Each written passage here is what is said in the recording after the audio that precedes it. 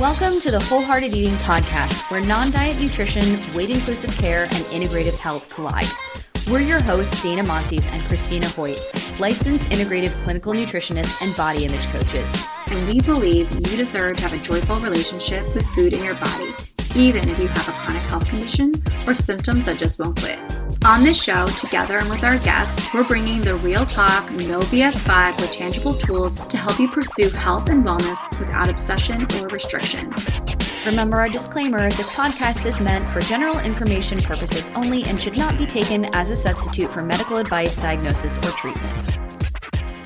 Hey friends, and welcome back to a bonus episode of Wholehearted Eating. So as you have been hearing Christina and I saying for the past couple of episodes, and as we did last year, the podcast takes an official break in August, but to kick that off, we are giving you a best books for the first half of the year episode. So me, Dana, and my friend Kara are coming back to bring you our favorite books from the first half of the year, some biggest disappointments, and then also things that we are looking forward to in the rest of the year. If you are interested in spending August listening to more episodes on working on your relationship with food and body image, we're doing some really cool stuff over on Patreon where we're starting to drip some of the body image audit course that Christina and I launched, and we're starting to drip that content over on Patreon each week. So if you are interested in that, you can go over to patreon.com/wholeheartedeating, which is our exclusive membership community platform where you can get tons of bonus content every single week, but especially for August, since we are taking a break, we've been dropping a whole bunch of content over there throughout July and August, specifically on body image. So if you really resonated with last week's episode on how to fix your body image in the summer, we highly recommend you go check that out. There's also a really cool new or recent feature on Patreon where if you want to try out Patreon for a week for free, you can do that.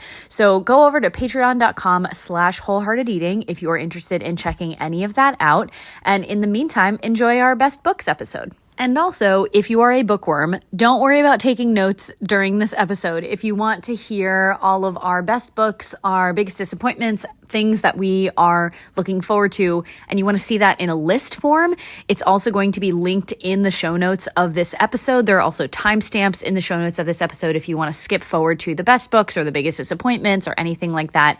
And if you click over to patreon.com/wholeheartedeating, it will be a public link that's available for everybody, and you'll be able to see the list of all of our books there.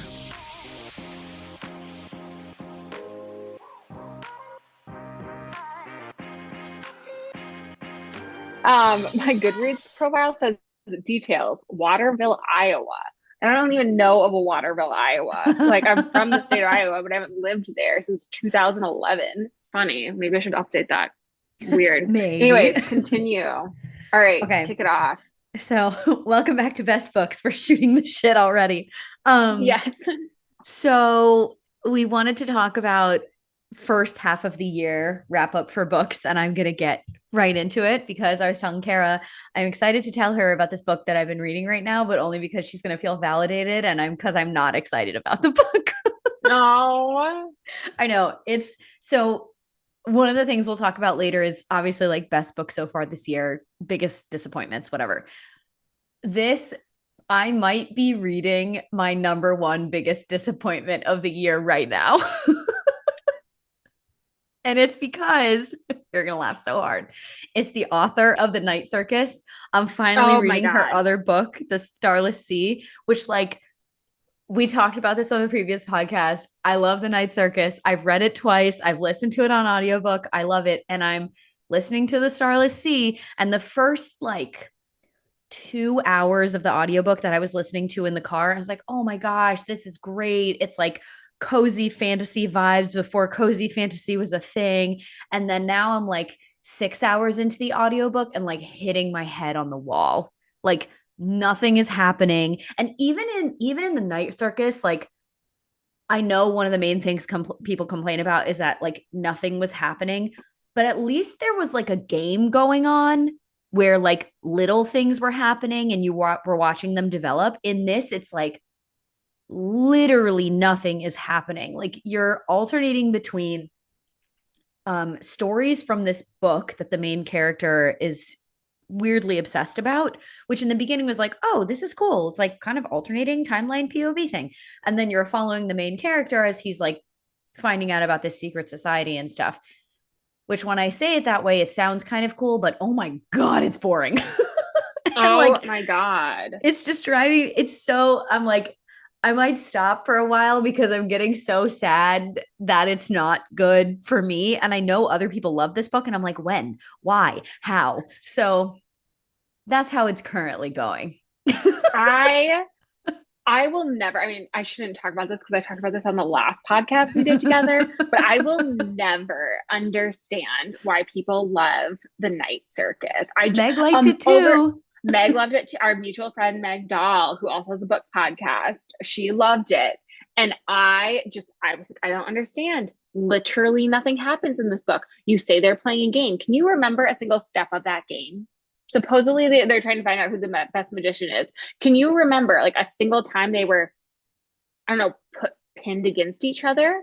Like a No, you're stage right. of this game? Like I literally can't tell you. I only read this book last year. I could not tell you a single time where they competed. Literally, like I just don't understand.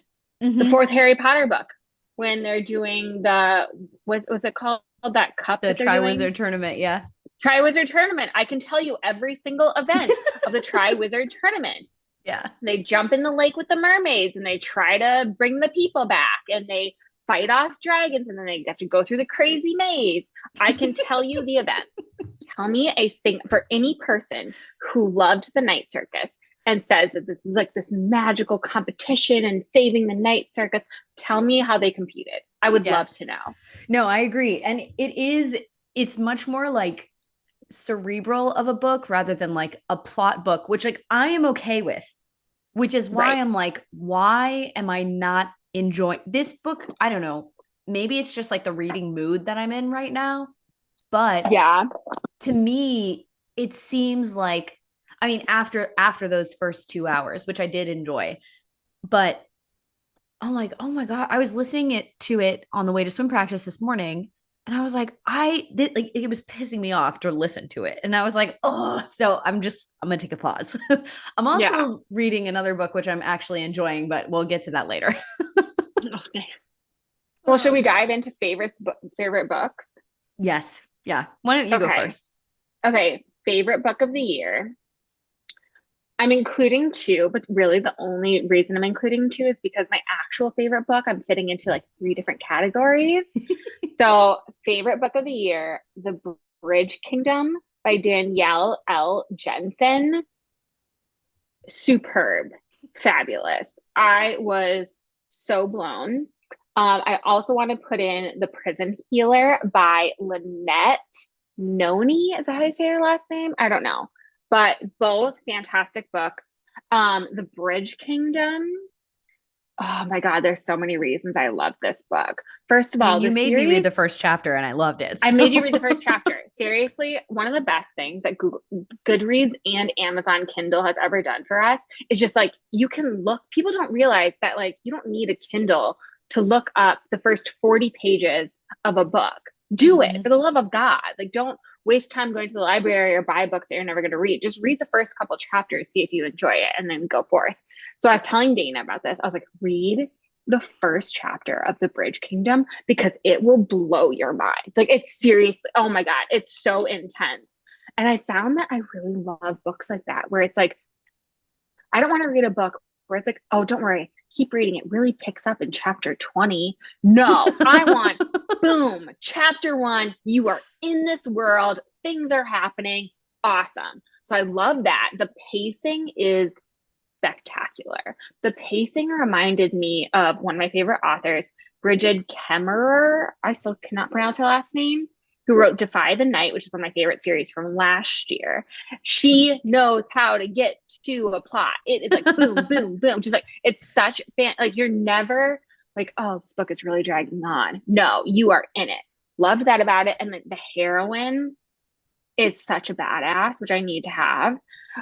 Essentially, this girl, she grows up with her dozen sisters, and they grow up in a desert, completely isolated by their father, who's a king, and he's essentially trying to raise an assassin to take down the Bridge Kingdom. That's the entire plot, and you find that shit out.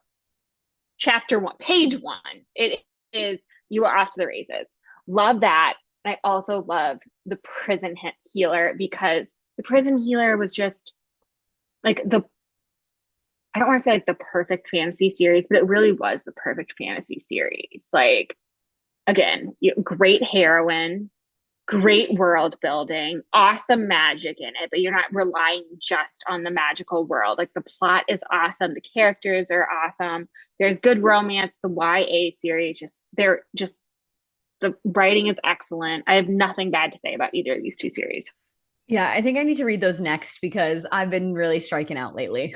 Gotta be Oh my honest. God.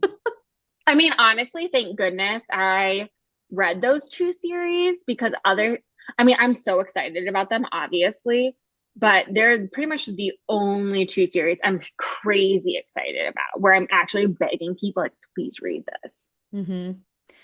Yeah, I mean, and I texted you this yesterday, but for the entire year, and I don't know how many. Oh, yes, I do. It's on my Goodreads right now. I've read 67 books so far. That is Granted, you are insane. You well, are no, literally because insane.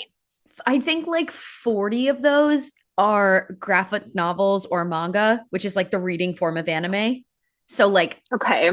it's really not. And some of those are nonfiction for work. So, the actual books that I've read this year is probably 20, maybe 25, which, like, for me, I mean, judging by the fact that I read 100 books this year, 20 to 25 over halfway through the year, we're recording this the third week of July, is not that much, right?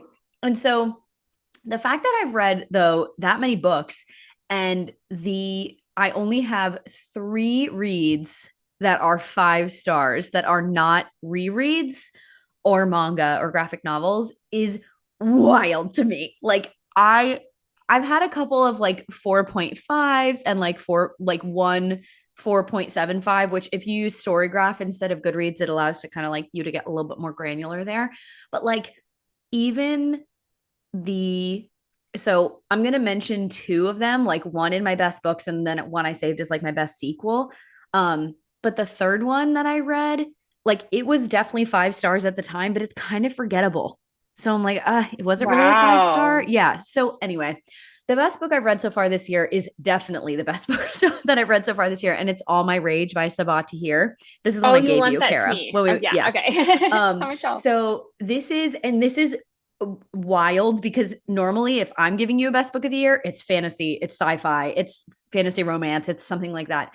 This is more like memoir, but a little bit fictionalized. Like the person whose experiences this is following is loosely based on Sabaa Tahir's experiences and her family's experiences of immigrating from Pakistan. And so it follows a daughter, a mother, and a grandmother, and then also this other boy and his family. And so you follow really like 3 generations of people who are coming from Pakistan and their experiences there with like living there with arranged marriages and wartime and everything like that. And then coming to California in the United States in I think the 70s and the 80s, and then the kids growing up in the 90s. And it's just like, normally I rate books for enjoyment. I can't say that I enjoyed this book in the sense it was like, oh my God, it's amazing. It's so happy, everything. It is not, right? Like there are trigger Right. warnings at the beginning of the book because it's someone's life, right? And, they're dealing with the racism that they, experienced coming to this country. And then there's, they cover the period of 9/11. So obviously that was not a great time to be someone from the Middle East in America. And it's just like, they're very hard experiences that they go through. And, sometimes you're reading this book and you're like, oh, they've hit like a pretty neutral or like good period. And then bam, the next thing happens. And you're just like, oh my God. And like, it was so well written. I read her other series, which is actually a YA fantasy series called An Ember in the Ashes, which Kara's going to start reading Oh, soon. which I'm actually reading right now. Yeah. Yeah. And I love that series so much. So when she wrote this, I was like, ooh, I mean, I would read anything by her, but it's wildly different from obviously YA fantasy. But yeah, that was my best book so far of the year. The other ones that I rated 4.5, well, okay, I'll give a mention to the other 5 star is Ace of Spades, which I did really enjoy. It's not the one by Amanda Foody. It's by I don't remember what the author's name is, but I'll include it in the show notes, but it's basically like if Gossip Girl and Get Out had a book baby, it would be that. Oh my God. Which it was really cool because it's not only dealing with like awful teens in high school, but it also, again, I'm starting to sense a theme here. Books that I give 5 stars have like very big social commentary in a fictional world about like racism and social justice and stuff like that. But there's also murder, but it was chilling and also fictionalized. So it was interesting, but like wildly kind of forgettable. But it was good when I read it. After that, I have a couple, and I'll talk about Fourth Wing because everybody is talking about Fourth Wing. You have Kara, do you have any more? Do you want to add? Let me see. Okay, so you also asked me about best sequel, which I really couldn't think of one to go into this category, and so I just threw in another series that I happen to love. Dana knows that I feel very strongly about series. So I have basically made the decision to stop reading series that are incomplete because it just drives me insane. Dana, again, reads more than any person I know. I read a lot. I read 80 books last year. I've already read 40 this year. Granted, you always say like, well, most of them are, these anime books, and half of mine are these super smutty Kindle unlimited books that are just, you could skip entire chapters and not lose any of the plot line because there is none. It is just straight porn. So that's like my year. Last year especially, I noticed that I had so many books, especially like fall when you're a reader is the best time of year because that's when all the new books come out. And I was so freaking excited for all these books to come out in September through November. And they were pretty much all disappointments to me. And I still am trying to figure out why. Are they actually disappointment books? And, you check Goodreads, you're like, are other people feeling this way? And a lot of people felt that way, like, oh, I didn't like these as much. Or is it the fact that you forget about books, you forget like the small details versus when you have to wait an entire year for a new book to come out versus when you just get to tear through the series. So for example, with The Prison Healer, it's this awesome series that I hadn't read yet. And I got to binge through all 3 books. And I was like, this is epic. And so, yeah, I'm definitely putting a pause on the incompletes for a while. But so I threw in Daughter of the Pirate King for best sequel, which I don't even want to say. Like the title of the second book is such a spoiler for the first book that I don't even want to say it. Yeah, that's true. I honestly don't know why the author, Trisha, how do you say her last name? I think it's Levenseller. That's it. I don't know why she named the book that because other people said the same thing. They're like, why did she? This is such a spoiler because it is a completed series now. And so, well, no, there's another one coming out. Oh wait, I saw that, but it's like gonna be new characters. Oh, okay. Yeah, I think it's gonna be their daughter or something. Interesting. But it's gonna be in the same world. Okay. So yeah, I loved that duology. Was super, super awesome. Mm-hmm. Yeah, that was pretty great. Yeah, I love that. So my best sequel is one of my 3 5-star reads. And it's Lord of Shadows, which is the second book in one of Cassandra Clare's series. I'm pretty sure it's The Dark Artifices. Oh, nice. I always haven't read that one yet. I always forget the names of her series because because all the Shadowhunter stuff. Exact same world, but it's a fun world. Yeah. So it's the one that comes after Lady Midnight, and then next is Queen of Air and Darkness, I think is what it's called. Oh my gosh, that's why I have it. Yeah, the one that you gave me, and I'm staring at it right now. This is like a 1,000-page book. Yeah, it literally is 1,000 pages, I'm pretty sure. So that's why I haven't. It took me like 3 weeks to read that book, and the only reason I know is because my library hold was expiring. And I was like, oh my God, I need to finish it. Right. But I was doing like a reading it and also listening to it, which did actually really help. But then I got the audiobook from the library for the third one, and it's 30 hours long. And I was like, nope, I can't do this right now. I'm too traumatized from the end of the second book because Cassandra Clare, like so many other authors, she will just murder your heart at the end of the second book and just leave such a cliffhanger that you're like, oh my God, I am devastated and like need to find out what's going to happen in the final book of the series. But also, Oh my goodness. My heart needs some time to recover. Like it was a great book. And when you've read some of the Shadowhunters books, it's just like kind of so comforting to go back into that world. And there's no like weird problematic tropes like in the first one of her series, like we talked about last time. Yeah, I don't know why she did that. It's so strange. I mean, this one I have heard is people's favorite of her series, and they say that the third book wrecks you. And I'm like, I need to plan out a time in my life when I can emotionally handle that. Yeah, seriously. Yeah, that was my best sweet sequel. I really did and like enjoy most of it. It broke my heart at the end of it. But I have some other books that are kind of like in the mix, right? So I have also read 3 very buzzy books this year. So I read Fourth Wing, I read Legends and Lattes, and I read Yellowface by R.F. Kuang, which just came out in May. So I'm doing pretty good at reading real new releases, if I am saying so myself, which I never do. Seriously. Which, by the way, let me call myself out. Remember last time on the podcast when I was like, oh my God, I can't wait to read Bloodmark, the sequel to Legendborn. Guess who still hasn't read that yet? It's me. I don't know how you do that because again, I don't know if it's like losing the hype or I literally reread Legendborn so I could read Bloodmarked and I still haven't read it yet. Oh my gosh. I don't know how you did that. Bloodmarked, I mean, again, I was a little disappointed about it. And I think that's why I'm afraid. But it could just be me, like when you're talking about putting down that series before starting the next book, I couldn't do. I tried doing that. Sorry to interject, but I finally read the Shatter Me series, but I cannot pronounce this girl's name, Tahira Mafi or something. And I had read This Woven Kingdom last year and loved it. And Shatter Me is again a fantasy series, kind of dystopian. And there's tons of romance, and everyone seems to freaking be obsessed with this series. And so finally I read it. It's 6 books total.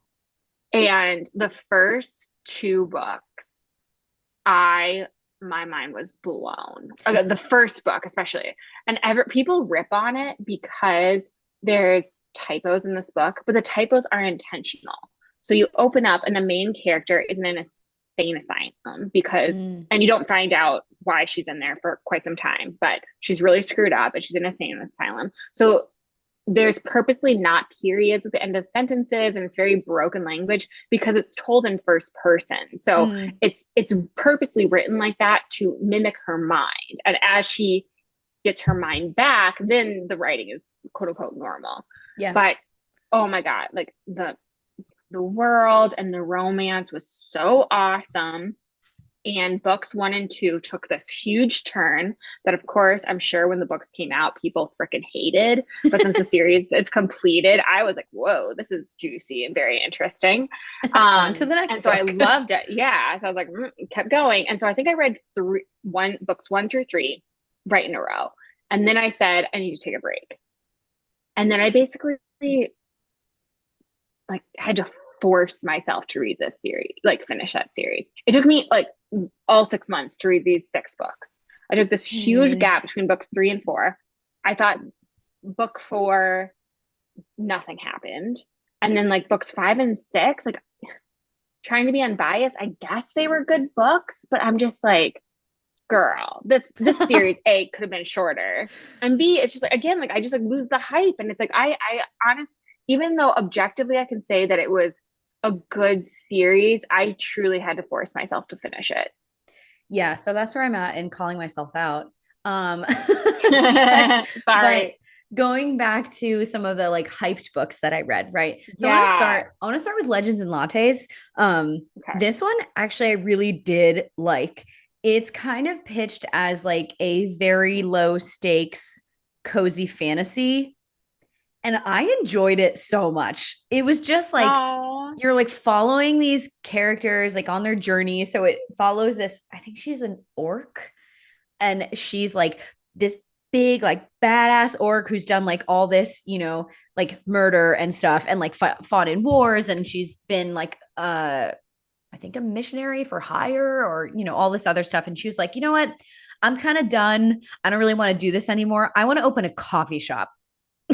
So like you just follow her and like the friends that she makes, and then kind of these ghosts come back to haunt her from her past, but it's like so low stakes and stuff.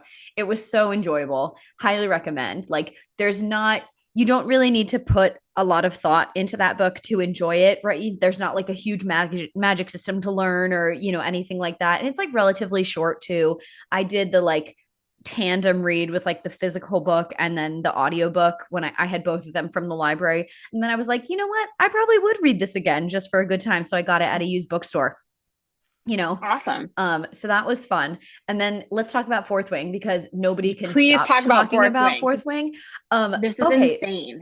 I enjoyed it, right? I've told you this multiple times, but I haven't talked about this yet, like publicly. So if you haven't heard of it, Fourth Wing is this like number one most popular book. I think like the most hyped book of the last couple of years.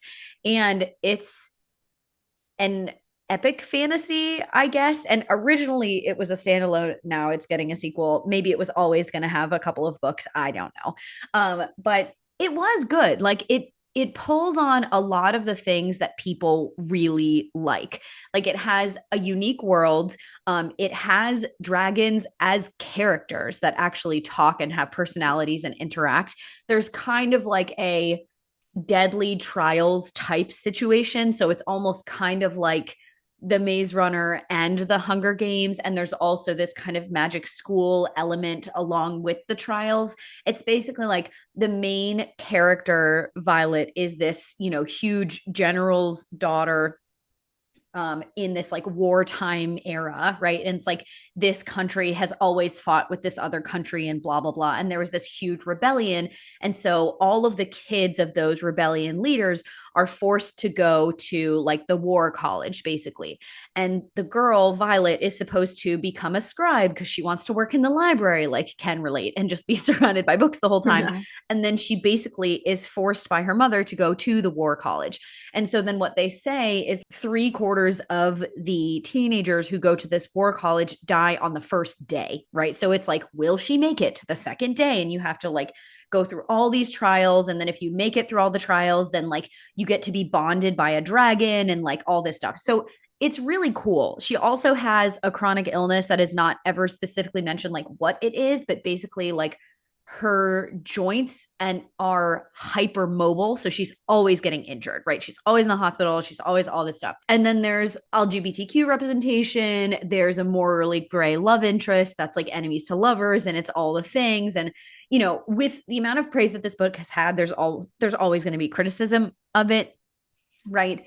But I mean, I really enjoyed it for what it was. What I have been telling people is like, don't go into this thinking it's going to be the best book of your entire life, because that's what a lot of people are saying about it. Is like, oh my God, this book changed my life. Like I've seen there are people on Instagram who are getting Fourth Wing tattoos that are literally the span of their back. Their entire back is a dragon. And I'm like, okay, stop it. You are probably 18 years old, so you need to calm down. Like, I mean, do what you ever want with whatever you want with your body, but damn, that's an extreme decision to make based on one book. Which, as someone who has a book tattoo, not always the best decision, right? So, because you never know what the author's going to do, or what's going to happen with the books. Like, you might hate the next one, who knows? But no, I really did enjoy that book. The only like major or slight criticism I would say is it does get a little bit slow at points in the middle, but then I just kind of picked up the audiobook and I was like, oh, I'm actually really enjoying listening to this. You know, in the beginning I was like, whoa, this is really cool, but I wasn't like drawn in. And then there are other points where you're like, oh my God, I need to find out what happens next. And then you do get invested in it's not a love story, but like the budding romance and the tension and all of that stuff. And there are some smutty scenes, you know, it's not like a Kindle Unlimited book, but there are some. And so people really loved that too. But I mean, overall, it was really good. But again, it didn't like change my life. But I will read the sequel when it comes out. For sure. No, I'm definitely waiting for the sequel to come out so I can read both back to back. Yeah, because I thought it was going to I'm be a also not reading standalone, on which is why purpose. right. Oh, yeah. Yeah. Listen, okay. So I live in Washington, D.C. So take that. Like I live in a very large city. And all the libraries in DC work together. There are 1,000 people in line for this book. There are 90 copies in play. I am 751st in line as of like 2 days ago. And I started as number 800 or something. It's ridiculous. That's wild. And then Yellowface by R.F. Kuang. So this is such an interesting book. I think you will love reading this book, Kara, because you're a Okay. writer. So this premise is so interesting. So R.F. Kuang is an Asian American author that has published 4 New York Times bestsellers. So 3 are in her series, The Poppy War, which is a completed series that we both need to read. Yep. It's about the Sino-Japanese War. And then the other one that came out last year, which I also still want to read, is called Babel, which was wildly popular last year. Goodreads Choice Awards winner, all of that kind of stuff. So this book is more of a literary fiction in the sense that it's following this one white author who is friends with an Asian American author who suddenly dies. The Asian American author is wildly popular, right? So we're starting to see these like mirror effects with like with R.F. Kuang herself and then other very popular young Asian American authors, and sometimes not even American, sometimes just Asian authors. And so then this white author steals the unpublished, unseen manuscript from her dead friend and publishes it as her own. Mind you, the manuscript is about Chinese migrant workers during World War I. So it's very specific. Oh and she changes her name. So she passes as kind of like ambiguously not white, right? And it's just, it is, I have never hated a main character so much and also been so riveted and be like, I need to find out what's going to happen in this book. Right. It was wild because you're basically just following this white author's journey of stealing this manuscript, constantly comparing herself to her dead friend, the Asian author Athena, and then like this white author thinking like, oh, like I'm being discriminated against and like, oh, they're being racist against me and blah, blah, blah. And you're just like, what? Like, how are you having these thoughts? It's just so wild. Like, if you need a book that's a super fast read that you just want to be like, what? Like your brain is just scrambled and you need some anger in your life, which like none of us do, but if you None of need us some do. anger, We have then real life for that. We have the Supreme Court for that. oh my God, I know. Well, if you want to be angry about something in a book, then definitely read this one. It was wild. And again, I wouldn't say that it was like oh my gosh, I enjoyed this book so much, but wow, I'm glad I read it. It was like, and I haven't read any of her fantasy books, right? The Poppy War, Babel, anything like that. But now I'm like, oh, hell yeah, I would read anything that this person writes. Oh my goodness. That sounds incredible, honestly. Yeah, it was a good time. Any other like honorable mentions you want to throw out? I have like one I would throw out. No. No. Okay. No, Fair. I don't have any others. The Bridge Kingdom is honestly, Dana sent me a bunch of bullet points for me to run through, and The Bridge Kingdom is in so many categories. Best book of the year, biggest surprise. The Bridge Kingdom, if you are on Kindle Unlimited, Bridge Kingdom is on it, which blew my mind because again, sometimes it's just chaos in there, but there are some really good gems. And then that was also my favorite new author. Okay, so I'll put one in there for an honorable mention. This was not a 5-star read. I would like to say that. And I'm openly saying this book is not for everyone. It was very much the same energy as what's that book that I lent you that you hated? A Deadly Education. Oh, okay. Do you remember that book? Yeah. Okay. It's just the writing style is not for everyone. And but then you liked, again, coming full circle, bringing it back into the Night Circus. The Night Circus has no dialogue at all. There's like maybe 3 sentences the entire book, and you still loved it. So I don't know. Yeah. But anyways, this particular book, not that much dialogue. You will have pages of like, So it's not for everyone. It's not this epic read, but I'm going to throw in there Emily Wilde's Encyclopedia of Fairies. So I got this for two reasons. A, who wouldn't want to read the Encyclopedia of Fairies? I mean, come on. And then two, Stephanie Garber, who wrote Caraval, which is my favorite book of all time, recommended it. And so I was like, and she never recommends books ever. Mm-hmm. She just shows what she gets in her book mail, but she never actually says if she likes the books or not. And then she said that she really enjoyed it. So that's why I read it. And it's literally this girl, and it's set in this world where fairies are real, and she is getting her PhD in this, like, studying fairies. So imagine if you're like an archaeologist and you go on a dig. She is going on this expedition to write her encyclopedia to study fairies. And so there are like footnotes in there, and it can be very dry at times because the main character is supposed to be a scholar. And so a lot of the this is about a 4-star book for me. So a lot of the criticism was, nothing happens in this book. Some things happen, like there's romance and there was like a plot, and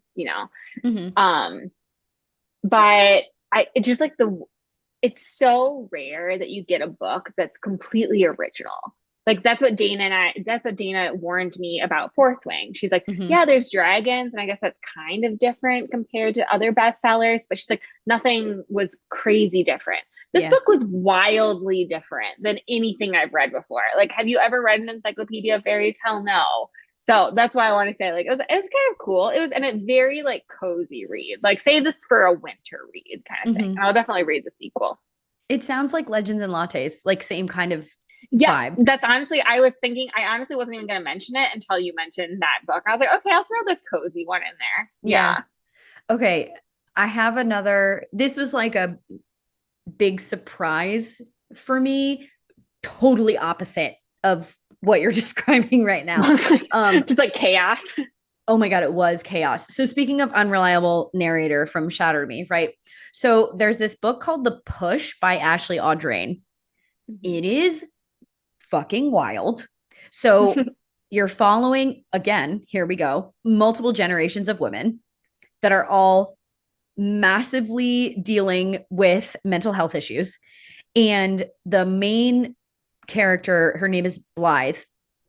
So she and her husband have this like great relationship. They met in college, blah, blah, blah. And then they have a daughter, and this girl is messed up. We're talking like she is violent towards other kids. Like there's a question of like, did she kill someone? And it's just like when she was like 6, by the way. And it is just like, you don't know the whole time if you can trust the the narrator's perspective, because she is an unreliable narrator. And the way that like I could not stop reading and listening to this book, like I was listening this like to and from swim practice back and forth, and I would just be like bug eyes in the car, like oh my God, what is happening? And then you go through all these different perspectives of like her, and then you see why she is the way she is because you follow her mother's story, and then you see why her mother is the way she is because you follow her mother's story. And it was just like so wild. And like when I tell you the last sentence of this book had my jaw on the floor, it was just wild. Now, the disclaimer is I don't have kids, and the people who recommended me this book also don't have kids. So I don't know if it would be triggering to someone who has kids, not because there's like any domestic violence in terms of like her kids are getting hurt, but there are like her daughter is like intentionally hurting other kids. So that's just a disclaimer in there, but it was wild. And again, I can't say that I like enjoyed it, but it was riveting. Yeah. Like you can't like, again, you have to read with your mood. That's why it's so hard to give book recommendations. Cause I'm like, well, what are you into? What are you into right now? Because some books I didn't give 5 stars to, but I still think about them. Yeah. Like it was right for the time. My mind. Yeah. And just like, or they're just like crazy original or just like so unique. Like again, like Shatter Me did not end up being a 5-star series for me, but those first 2 books were so freaking original. I was like this was not your standard dystopian thing. Like I still think about it kind of thing. Well, so speaking of that, the book we were talking about the other day, or that I recommended the other day, that you were looking through my favorites list. So speaking of Trisha Levenseller, right, who wrote Daughter of the Pirate King, um, Yeah.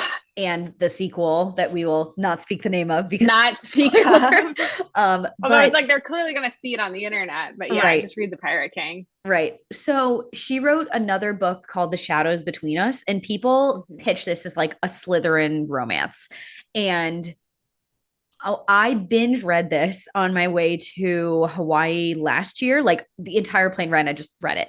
And Trisha Levenseller's books, I will say, are always bingeable, right? They are like you Mm-hmm. can just They're fly super through them. fast.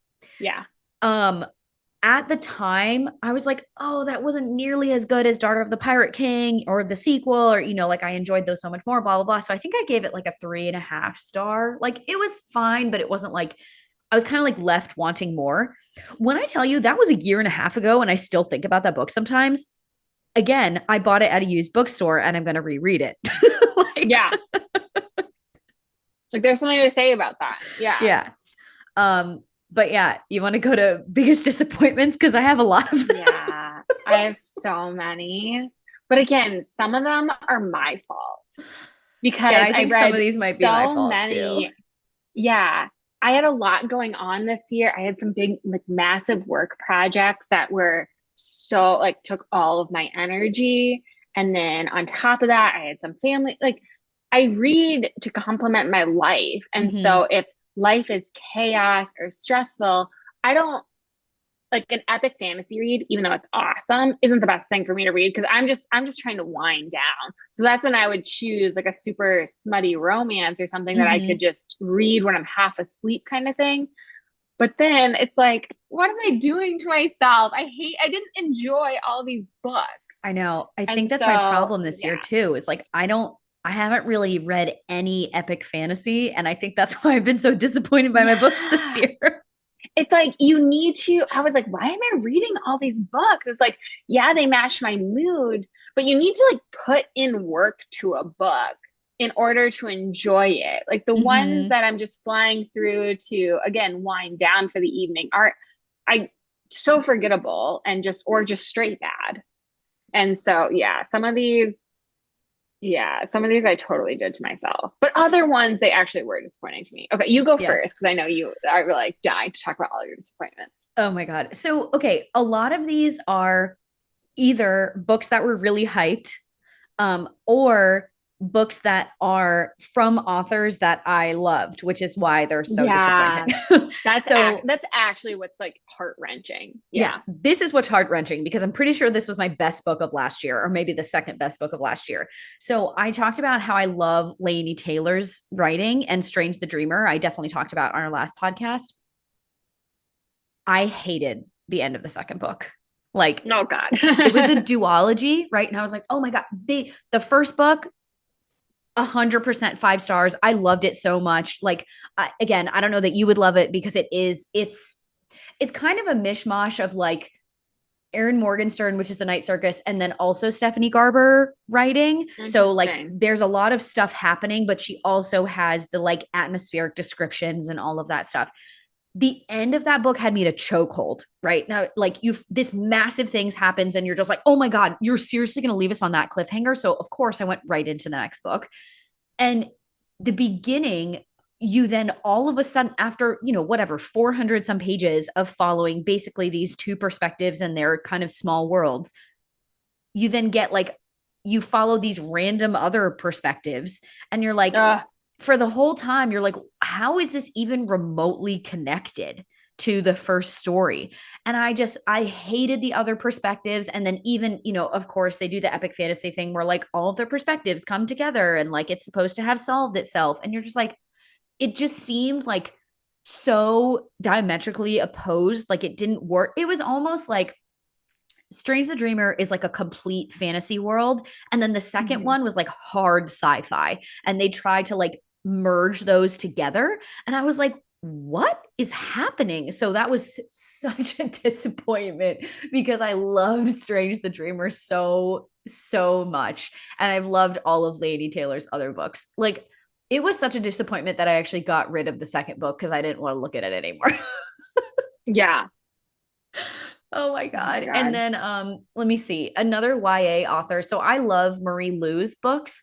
If you ever need to just like fly through something, Mhm. her Legend series is so good. Nice. Completed. It's like a 2012 to like 2015 series. Then Warcross is another duology that she has that I absolutely loved. I also read her Young Elites series last year, which is kind of like, do you remember that old show Heroes? No. So it's like these kids that have that find that they have like powers or whatever. But this is like the evil version of that. So it was cool because you're following all of these kind of like evil Slytherin type characters, right? And it's kind of like a Robin Hood save the people type situation, but they're bad. So, like, are you rooting for them? Are you not rooting for them? That kind of thing. So, I liked all of that stuff. I've never given any of her books like under 3.5 stars. So, I read one by her called Sky Hunter, which is more like dystopian. And it was just like, I didn't DNF it, but I should have. It was that kind Oh of my book. God. I was just like, ugh, like it was a really interesting premise, but it just kind of fell flat. And there was a second book in it, and I was like, I'm not even gonna like, no, just no. Father. Yeah. I mean, I have more, but you go ahead. Okay. All right. So again, I agree with Dana. I concur that the most actual disappointments are the ones that you really wanted to love and just completely fell flat. Like my Kindle Unlimited, I knew what I was getting into. Like I knew these were not going to rock my world, right? Okay. So I hate saying this, but again, I love because one of her other books was my favorite of the year. So who wrote The Daughter of the Pirate King again? Trisha, how do Levin you say her Seller. last name? Mm-hmm. Levin Seller. Okay. So the what do you say? How do you say it? Oh, Master of Iron, which is the second book in the Bladesmith series. That was a big do not finish to me. I couldn't take it anymore. So this is another one that I read the first one. It's called Blade of Secrets. Did not rock my world, but I then I read The DNF that Pirate one. King. Yeah, and I read so I finished it. I was like, okay, that was fine, whatever. But then I read The Pirate King, and I loved that so much. I was like, oh, I have to go back and finish that other series of hers. It was brutal. I could not get on board with it. And I felt bad because apparently this main character was my biggest problem. She was so whiny about everything and like every single thought of hers is like, I can't do anything about my sister. And I was just like, oh my God, like you're in book two, like get over yourself. And so I just like couldn't take the self-deprecation anymore. Apparently, Trisha had based this character on herself because the character has severe social anxiety. And so that's what she's supposed to be feeling. And so I didn't even feel like it was like social anxiety. Like I felt Mm, like it just came off as like whininess and self-deprecation and like just like complete codependence.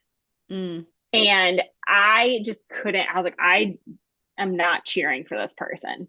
Like, I do not, it just got to a point where I was like, I cannot read one more sentence about this girl and her codependency about her sister. And so I just put it down. I couldn't stomach it. And that killed me because again, I love this other, like, I love this author. Like, her other works are so great and stuff. That was by far the biggest disappointment of my year. Other ones. That's so tough. Yeah, you keep Um, going. Okay, I put down Bloodmarked as well, but I'm not going to gripe on that too much because I still am absolutely reading book three. Mm-hmm. It could have been my fault. Like maybe it was because I don't remember some of the specifics of book one. And then the last one, oh, I have two more. Okay. Serpent and Dove, which like obviously I love fantasy and romance. So everyone was talking about this on Instagram. And it has some smut. I didn't think it was that smutty at all. Um, and so, but again, I have a different level of like smuttiness, but I couldn't find it at the library. So I downloaded it from Kindle.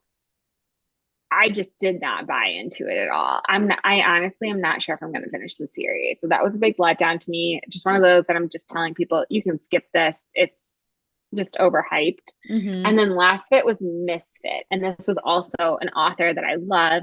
Elle Kennedy wrote the Off Campus and Briar U series, which is this ongoing series. Each one is a standalone, but it's within the same companion books, I guess. Mm-hmm. And it's about it's a smutty series about a hockey team. And I love it. I think they're just adorable books. Although I just lent them to Meg. No, I didn't. I bought them for Meg because she had surgery. And I was like, oh my God, read the smutty series when you're laid up and totally drugged up on all your painkillers recovering from surgery. And she DNF'd it. And she feels so guilty. She couldn't think it. I gave her 4 books. She didn't finish one. She's like, I read the word husky 3 times in 3 pages. I cannot do this, Kara. I was like, oh my God.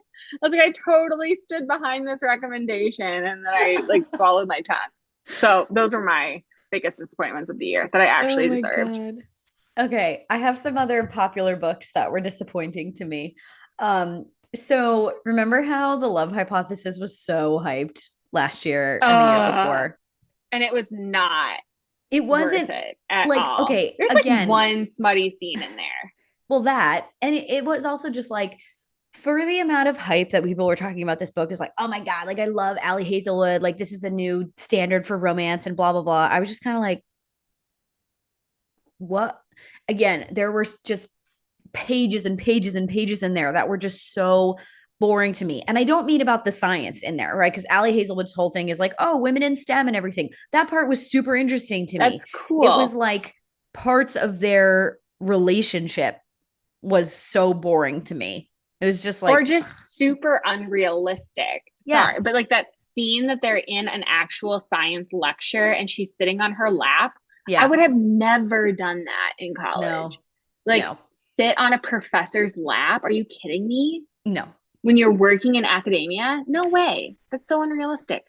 Yeah. And then of course there was the like, and I one of the things that I'm realizing I hate about any book in general is when there is an abuse of power dynamic, usually between like whether it's like a teacher or, whatever, like a man, and then the woman is like, oh, like subordinate, low as me. Yeah. Subordinate type thing. And there was just this like gross trope that was used in there with like the friend. I think you remember that scene. God, I hated that so much. But it was basically like, I don't even know if I should explain it because it's kind of a spoiler. We'll leave it there, but I hated it. God. Yeah. And then I think, and I haven't read her second book, which is Love on the Brain, but I'm reading Love Theoretically right now. And I think I'm like 40% in or something. And I'm really enjoying it so far, way more than I enjoyed The Love Hypothesis. But we just hit something. And I think she's going to use that freaking trope again. And I'm like, could we not write anything more? Like, yes, I know the point of these books is to show what it's really like to be, fictionally, what it's like to be a woman in STEM. And it's really hard and everything like that. But do we have to use basically the same trope in every book to like knock the main character down a few pegs? Do we have to do that? I hope not. Again, that the sentence that I just ended on was like, and then this person walked into the room, and there's like clearly a history with that person that's a little bit questionable. And I'm just like, did we have to do this again? So, right. We'll see. You all will have to wait 6 months to find out my thoughts on this. So sorry about that. Another one that I just was like, I don't understand why people like this so much is Tomorrow and Tomorrow and Tomorrow, which was a hugely hyped book last year. It was like, I think it was either like either the New York Times or Washington Post or Barnes & Noble, like best book of the year or something. Or actually that might've been Lessons in Chemistry, but this was like up there with Lessons in Chemistry. That was a big DNF for me. Geez. Right. So Tomorrow and Tomorrow and Tomorrow, the premise is really interesting. So it's following these 2 people who are really good friends when they're very young, and they play video games together, and they met in the hospital when one of them was sick, and then one of their sisters was sick. And then you kind of like follow them throughout the years as they become video game designers together, and they like build this whole company and everything like that. I've heard it described as like the prequel to Ready Player One, as like the game that they're designing is basically what becomes the storyline of Ready Player One, which when you put it that way, it sounds really cool.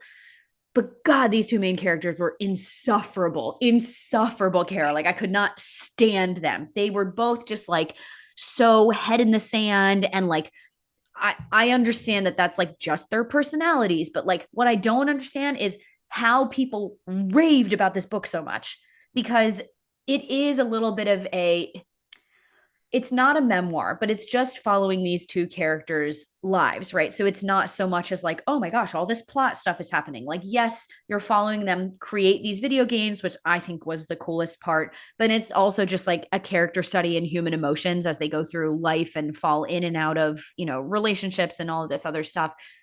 But I found myself listening to the audiobook on like 2.5 speed. Could I understand anything that was being said? No, but I was like, I just need to get through the end of this book. Oh my gosh, that's bad. So that was very disappointing. Yeah. And then let me see. I did have two other ones. One was All of Us Villains, which is like an evil version of the Hunger Games, I would say. Like that's all the cool. kids well, are evil. Sounds cool. Well, it's the premise again was so cool. It was like there are these 7 warring magical families, and whoever's kid wins the blood tournament gets the high magic for the next 20 years or something. That sounds freaking awesome. In execution, sucked. So boring. It was like, how did you take this great of a premise and make it that like I did not. Did I finish that book? I'm pretty sure I did.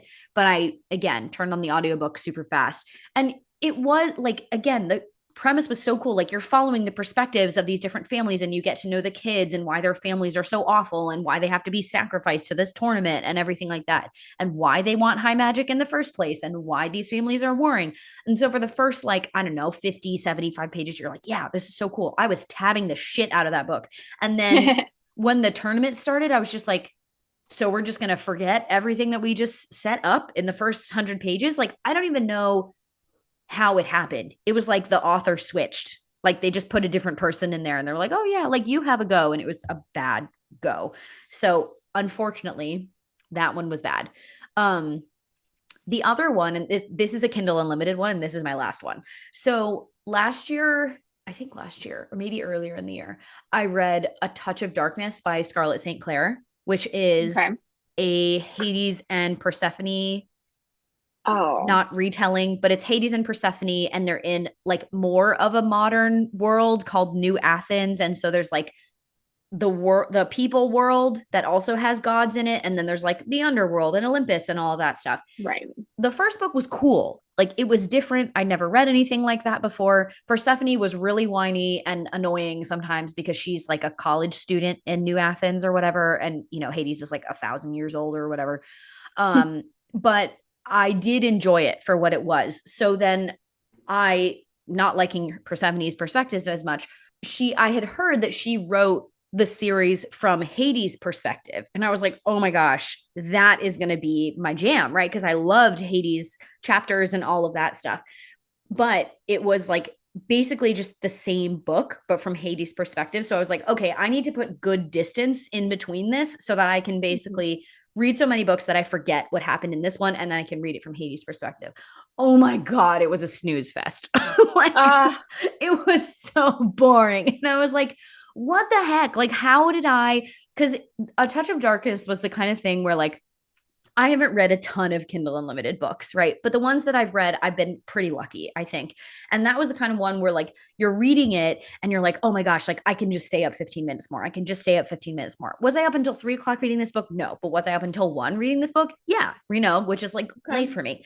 And I really enjoyed that. And then I read A Game of Fate like maybe a month ago or something. And I was like, what happened? What happened to this book? So yeah, as you all can tell, it was very easy for me to make my list of disappointments, but not easy for me to make my list of best books so far this year, which is really unfortunate. And I'm hoping I have better luck in the second half of the year. Oh my God. Speaking of second half of the year, what are the things that you are looking forward to the most? I have a huge list. I mean, fall is the best time. That's when everything comes out in September through November. I have a handful that are coming up out in January, but oh my gosh, fall is the best for book reading. Yeah. Well, you start because I just talked a lot. So. Okay. All right. Okay. I have so many. A Curse for True Love, which again is by Stephanie Garber, author of Caraval. And then I don't even know what she's calling this book. It started with Once Upon a Broken Heart. Mm-hmm. And the second book. So I liked this series. I'm not obsessed with it like I was obsessed with Caraval and remain obsessed with Caraval. Mm-hmm. But the second book was the most heart-wrenching cliffhanger of last year. Like that tore me apart. And the author was trying to pretend that it was a duology, and that was just like done. And I remember texting Dana. I was like, okay, just Freaked so you know, out. this book is not, there's nothing is that's, you can't hide this secret. Obviously, there's another book, which there is. So that's coming out. The Throne of the Fallen, which is by Carrie Maniscalco. I cannot pronounce that last name. That's the Kingdom of the Wicked author, right? Yeah, she wrote Kingdom of the Wicked, which I loved. I wasn't like I loved the series. The last book I thought like wasn't as wonderful as the first two, but still, like I would still call it a 5-star series. And she also wrote, which I have checked out from the library, Stalking Jack the Ripper. Oh yeah. Which was a New York Times bestseller like years ago. I think that was her first series. So that's coming out, and it's an extension of, it's in the same world as Kingdom of the Wicked, because it's based on the 7 kingdoms of hell. And so each of the kingdoms, they're based on sins, right? So there's the sin of envy, there's a sin of wrath, there's a sin of gluttony. It goes on and on. And so each of the kingdoms has its own prince.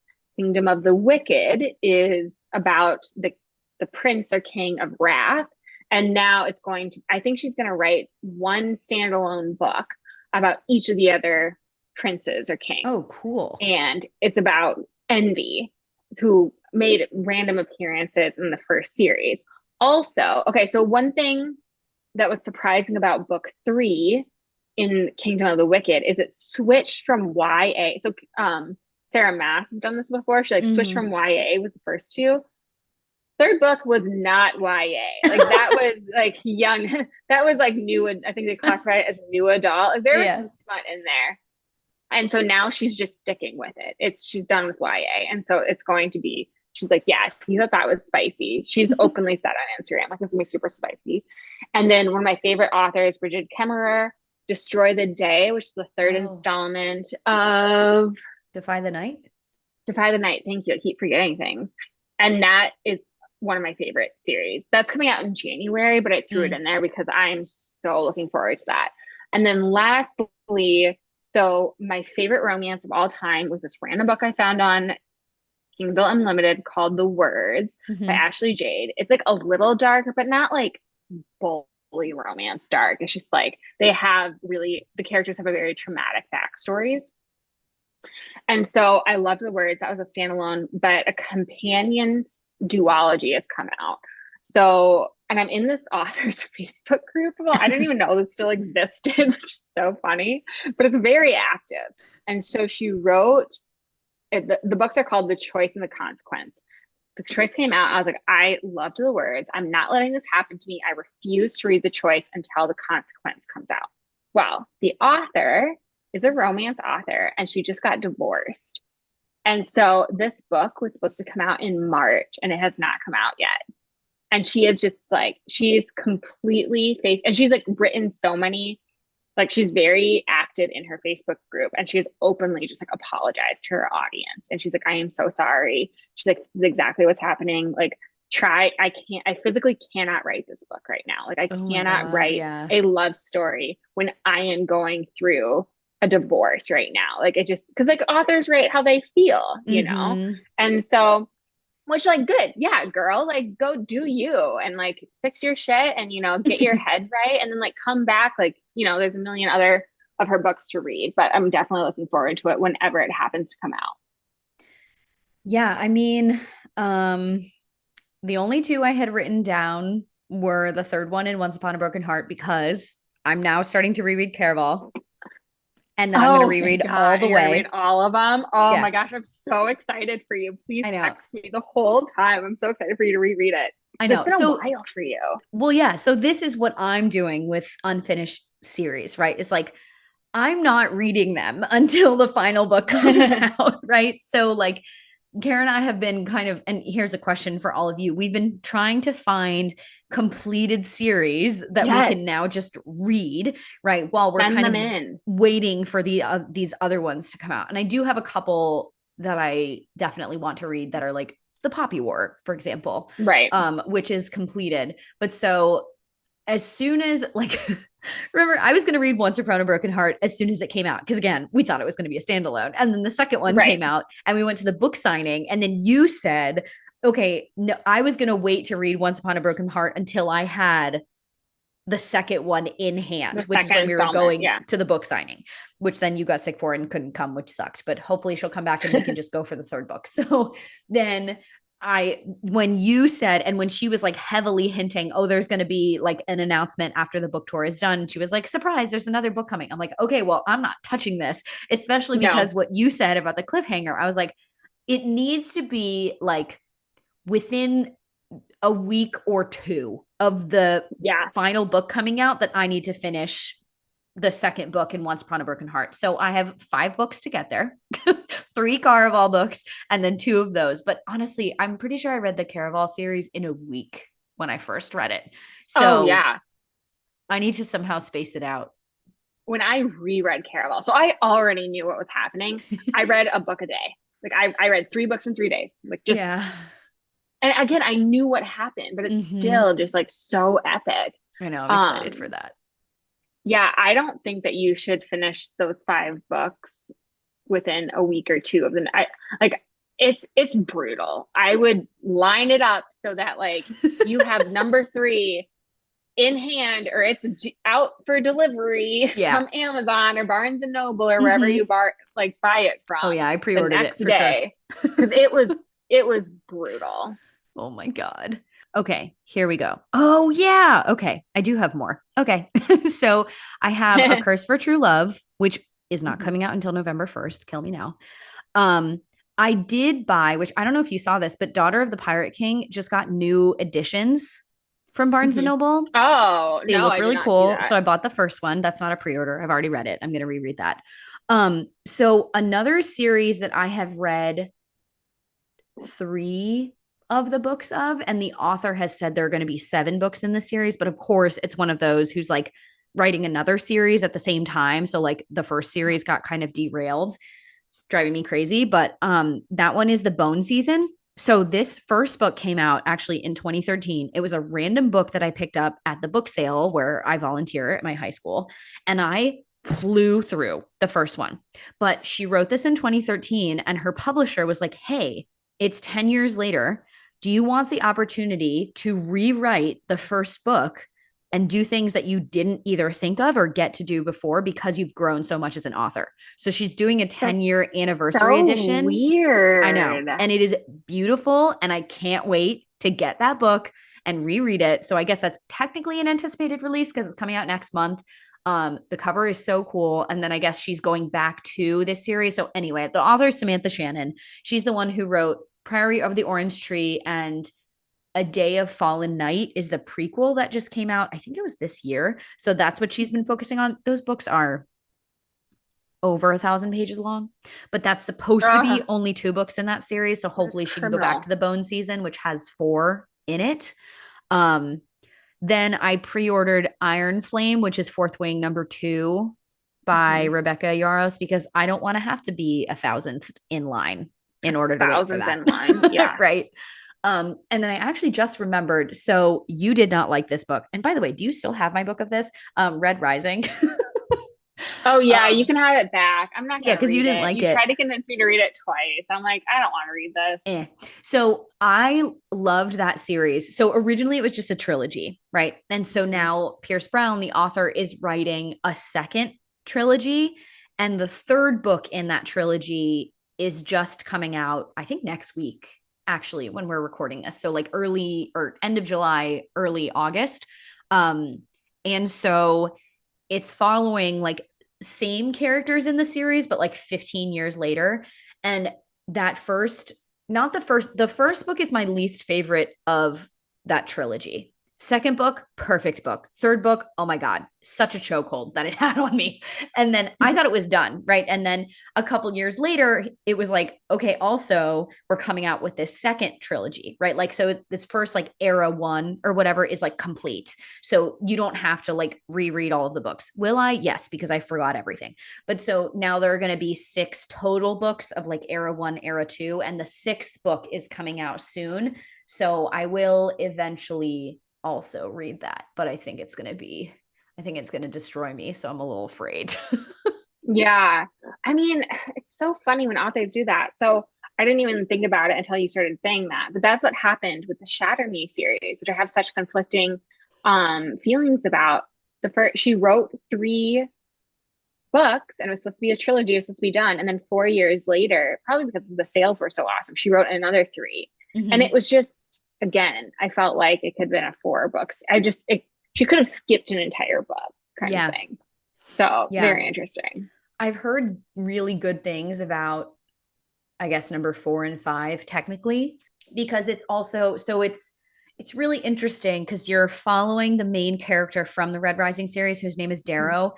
And then you're starting to realize like, wait, we thought he was so virtuous in the first 3 books, but is he actually evil? Right. Because from what I heard is there's another war going on and you're following dual perspectives from both sides of the war. So then you're like, wait, was the single perspective that I was following for the first 3 books, which is on one side of the war, was I wrong the whole time? Right. So you start to like doubt yourself, which sounds so interesting to me. So we'll see. But to be honest, I'm probably not going to get to that for a while because I love paperback books for the most part. Like I'm a paperback girl. And so most of the time when new releases are coming out, I will wait for the paperback, which means probably another year from when that book comes out. Right. But considering I'm going to have to wait because I need to reread all this other stuff, that's probably fine. But for certain things like Stephanie Garber books, I'm always going to get the hardcover, other stuff like that. Absolutely. Aside from anticipated new releases, do you have books that you really want to get to in the second half of the year? Absolutely. There's one book that's like on my number 1 list called Belladonna by Adeline Grays. Mm-hmm. And it's one of those things that I saw everywhere and never got around to it. And then the sequel, Foxglove, comes out, I think, in September. So I'm just like going to wait. I think it might even come out in August. And so I'm just going to wait so I can read at least 2 books together. And then if it's going to be a trilogy, so be it kind of thing.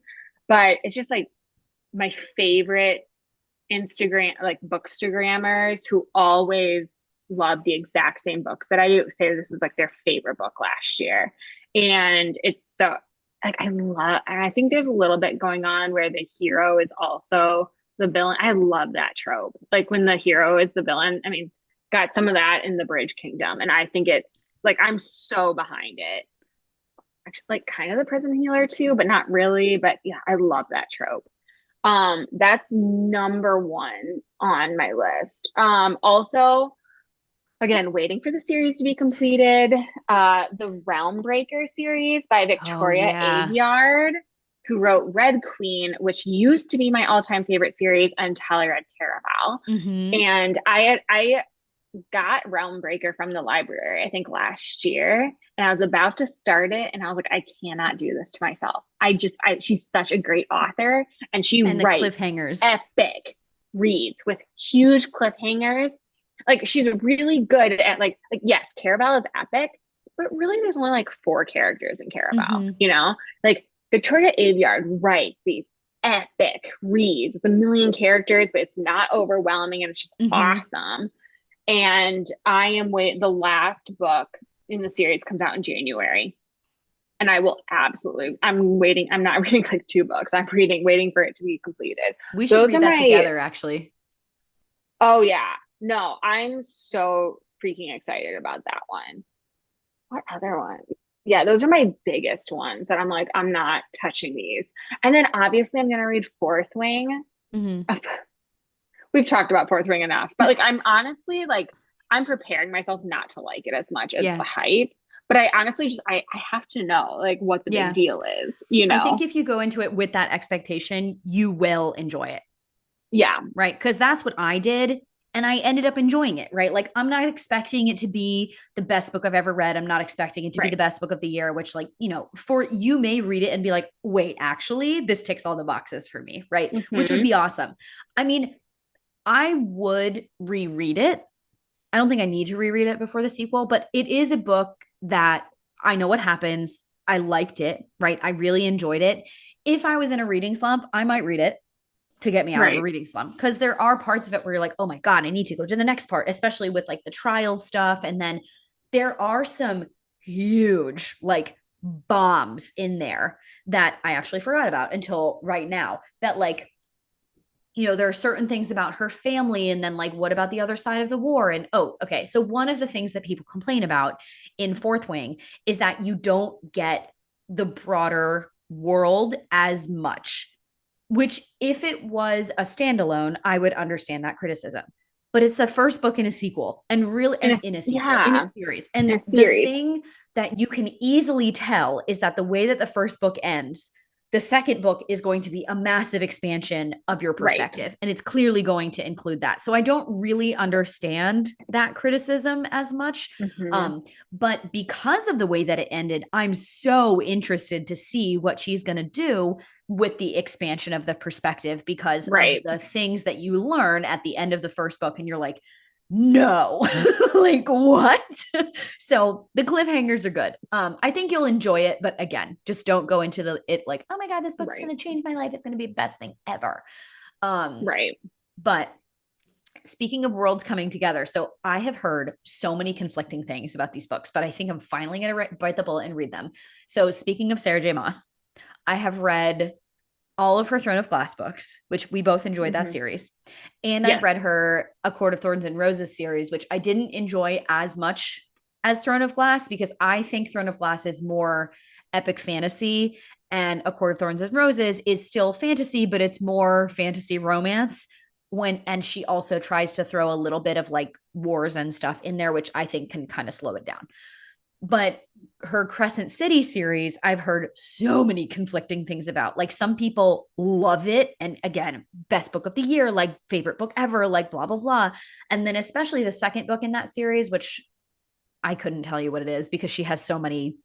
One of them is House of Earth and oh shit. It's like House of Earth and Blood, Yeah. Like, House of something something. I don't know. I forget what the second one is. Maybe that's the second one. I know that it's the Crescent City series, I think. right. Maybe, whatever. So Maybe. the second book, a lot of people had issues with because it really lagged in the middle or something. But then I heard and like semi got spoiled a little bit for the end of it. But honestly, it was so long ago, I kind of forget what it is.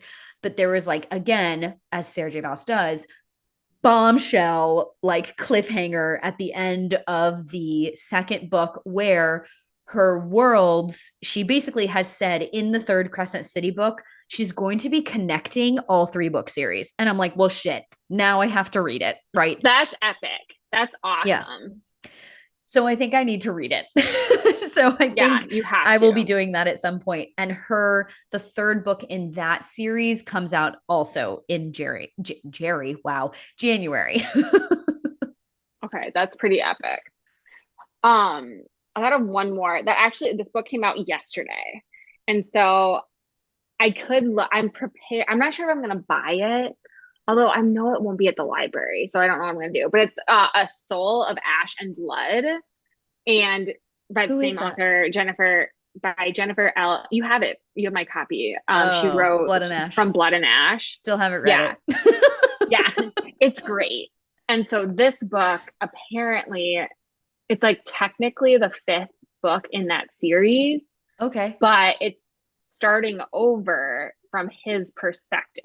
Oh, she's doing the Twilight thing. Yeah, but it's like actually playing, it's not just like starting over from day one. Like something happens at the first beginning of the book where the girl essentially is, I don't know, in a coma or something like that. And Okay. so he's like retelling her like everything from his perspective. Oh, okay. It's been long enough since I read From Blood and Ash that I do, and I loved it enough that I do Mm-hmm. want to read it. Yeah. but I will know read how it. these kinds of things go. Yeah. Like I'm prepared that this could be a disappointment. Yeah. You Actually, know, now that you mention it, so I'm kind of in the read to mood. Wow, I can't speak. What is happening you're to in the me? mood to read. I'm in the read to mood. I'm in the mood to read from Blood and Ash, I think. You would, yeah. It's pretty good. It does get a little slow. It's like it has a great first chapter, Mm-hmm. and then like 70 pages where it's slow, but then it's like it's great. Yeah. But it Well, kind of, I don't know, I loved the series, don't get me wrong, it's still like a 4 or 5 star series, but like the last book that I read, like I think it was book 4. oh, the Queen's I don't one. know, yeah, maybe I I felt heard like that the was bad. author, it was like she kind of wrote herself into a corner. Eee. Like it almost got like, you hear that this is the reason why the Game of Thrones books, which I've never read, but you hear that that's why they will never be finished. It's because the Mm-hmm. author just completely wrote himself into a corner. It was like from Okay. like a Yeah. middle, like a million POVs. Now the book, it's not from a million POVs, but it just, the world got a lot bigger and the heroine got to be like a more prominent role. Mm. That it's like the first book and the fourth book have like nothing in common with each other, it Oh, seems. So interesting. it got like Okay. a little too big. And I honestly, and she is this author, Jennifer L. Armentrout. She's written 70 books. Yeah. 70? Yeah. And she's not that old. Holy I mean, it's moly. actually kind of cool. I think I follow her on Instagram. And she started as like an indie author. Like she just started writing books and she couldn't get an agent. And so she Mm-hmm. I think 50% of her books are self-published. Yeah, that's And awesome. then, it took, again, probably book 71 was from A Blood and Ash or something like that. And I think the rights got purchased to be made into a movie or a series or something like that. Damn. So again, go her. Yeah. So Um, okay. Last thing I want to leave with. Actually, did we do everything? I think I so. think so. Yeah, that's good enough. Yeah, we did everything. Okay, last thing I want to leave with is books that I've been hearing about that from Besides people Fourth who Wing. I have very similar book Interest, tastes yeah. to that I've heard are really good. And then we would love if you could all tell us about completed series that you loved. Series, please. You know what we should do? We should just like go to like what one like good read fantasy of the year in like circa 2013, 2014 when we weren't reading. Why have we never thought to do that before? Okay, we should just like read those books. When we stop recording, that's what we're going to do together. Yeah, just make a massive list. Oh my God. Okay, so I've been hearing a lot about Carissa Broadbent, whose books are on Kindle Unlimited. Fantasy, romance / epic fantasy. People are calling her like the next Sarah J. Maas, but like, take that with a grain of salt. But I think what they mean is she does some books that are fantasy romance and some books that are epic fantasy. I've heard great things about this book called Daughter of No Worlds, which again is on Kindle Unlimited. I totally downloaded that. Yeah, okay, me too. Yeah, I totally downloaded it. I have not read it, but I did download it. Okay, let's read it together. Keep going. Yeah. And then she has this other, which I think that is a series. So let's check if it's completed. But I think some people read it actually as a standalone.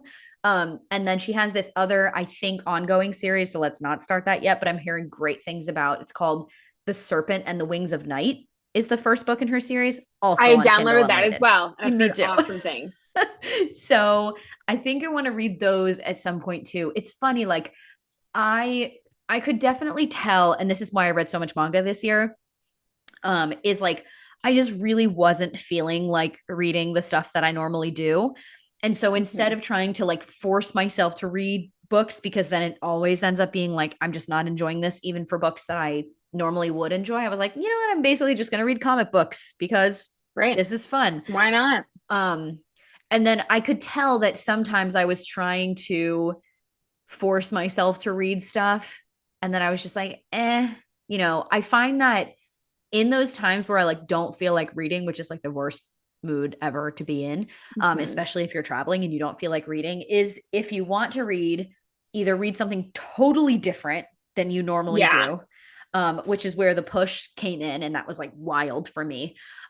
Or like read a nonfiction book. Like that's one thing I did want to mention. Like I don't read a lot of nonfiction, but the best nonfiction I've ever read, I read this year, which is the Body Liberation Project by Chrissy King, which I did interview her on the podcast. So that's awesome. Cool. She was so cool. That's super cool. Highly recommend. Great book. Yeah. So I've been trying not to force myself to read, which sounds really funny. If you are talking to someone who doesn't read, they're like, what do you mean force yourself to read? Just like, don't read, you know, but I'm like, reading is one of my main hobbies. Like why don't I like this hobby right now?